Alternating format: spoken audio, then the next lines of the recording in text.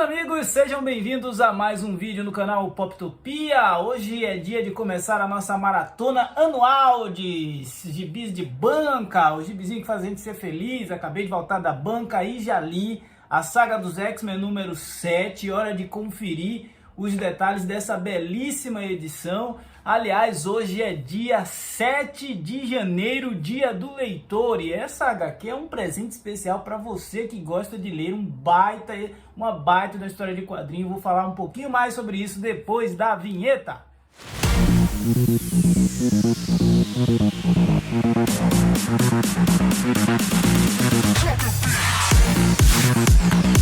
Então vamos falar de Saga dos X-Men, a 7ª edição dessa coleção que para mim hoje é um dos melhores títulos nas bancas, tá? Eu vou dizer por quê. Porque ela premia o leitor, o colecionador, com uma das fases mais emblemáticas da equipe mais emblemática da Marvel, que são os X-Men.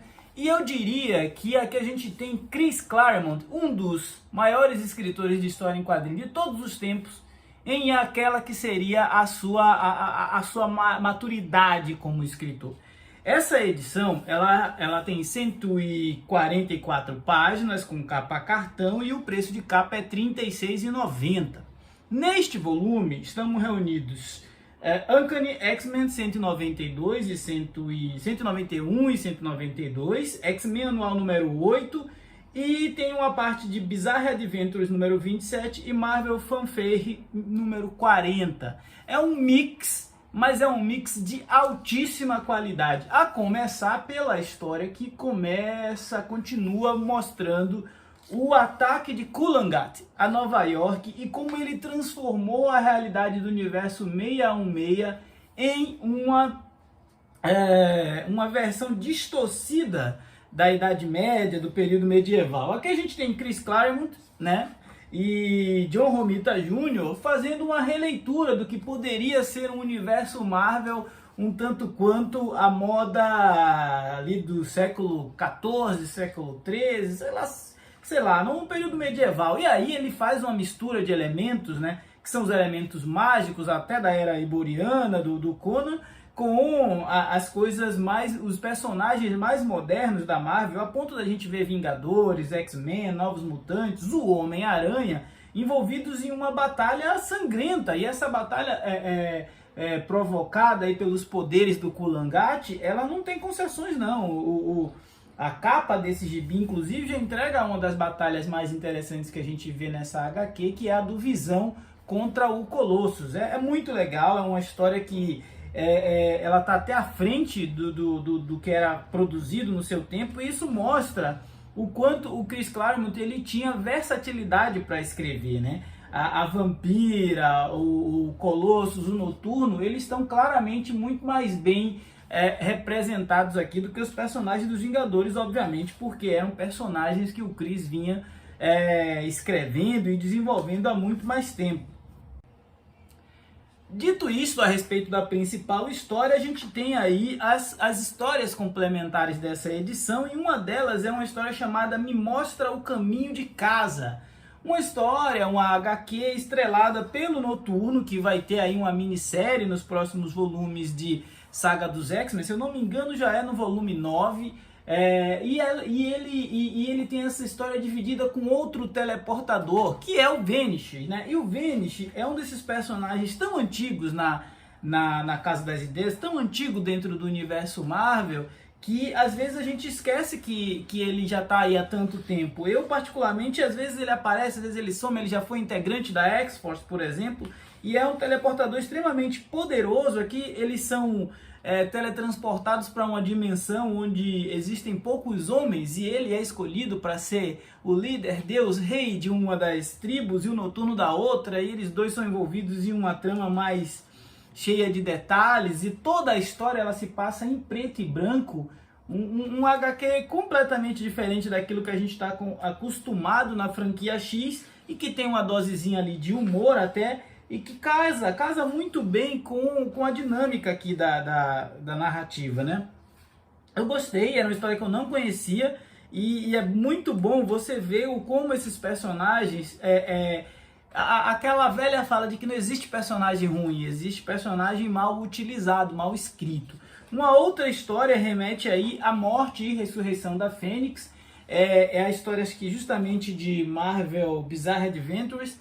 Essa já saiu inclusive aqui no Brasil, ela tinha ficado inédita durante muito tempo, mas ela saiu naquele encadernado da Marvel Vintage, A Ascensão da Fênix, que tem vídeo aqui no canal, vou deixar o card aqui para você ver com mais detalhes. É uma história mais focada na relação da Jean Grey com a irmã dela, né? E para terminar, para completar essa belíssima edição, vem duas histórias que, ao meu ver, são espetaculares. Uma dessas histórias é justamente o Chris Claremont escrevendo aquela que para mim é a personagem preferida dele. E eu estou falando da Tempestade. Essa história, Pacto com o Demônio, é uma história da Tempestade com a Mística, né? Uma história da Tempestade com a Mística e desenhos de Craig Hamilton, onde o Chris Claremont vai mostrar que o plano dele para a mudança, para a Tempestade ter perdido seus poderes através da máquina do Forge, que foi mostrado lá no número 4 de A Saga dos X-Men, já era um plano elaborado, inclusive pensando na vampira, né? E a Mística, ela vem trazer à tona nessa conversa dela com a Tempestade alguns detalhes de que isso poderia acontecer e tal, mas ela não deixa claro. Mais pra frente na história, a gente vai ver uma cena extremamente emblemática do meu ponto de vista, que é a Mística dialogando com a Sina, a Irene Adler e a Raven Darkholme.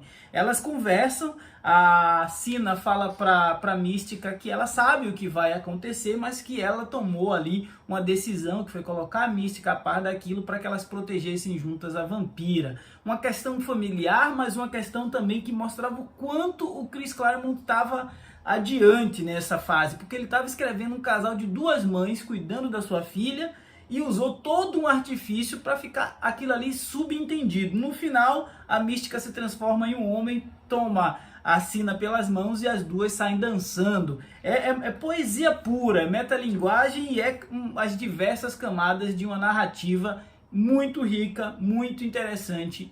Aí a gente conclui essa edição com X-Men Anual número 8, de 1984, onde a gente tem uma outra aula de narrativa, que são personagens contando histórias, né? E começa com o Wolverine contando uma história. Eles são ali os X-Men, os Novos Mutantes, à beira de uma fogueira e fazendo um piquenique às voltas ali da mansão X, e cada um deles começa a contar umas histórias, inclusive a Eliana Rasputin, e essas histórias elas têm como protagonistas aí a Kitty Pryde, o Lockheed, o Wolverine e os outros integrantes da equipe, Noturno. A questão da versatilidade, como dentro de uma história em quadrinhos, você pode recorrer a diversas linguagens diferentes para avançar com a sua narrativa. E aqui não foge disso. A gente vê justamente uma história dos X-Men contada sobre o ponto de vista dos próprios X-Men, né? É muito legal, é muito bacana. É o tipo de material que é muito diferente daquilo que vem sendo produzido hoje com os heróis mutantes.